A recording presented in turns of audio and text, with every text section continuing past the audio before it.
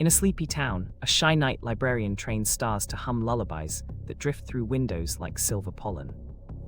A curious kid follows the melody and discovers the stars only answer jokes and goofy questions before getting dreams.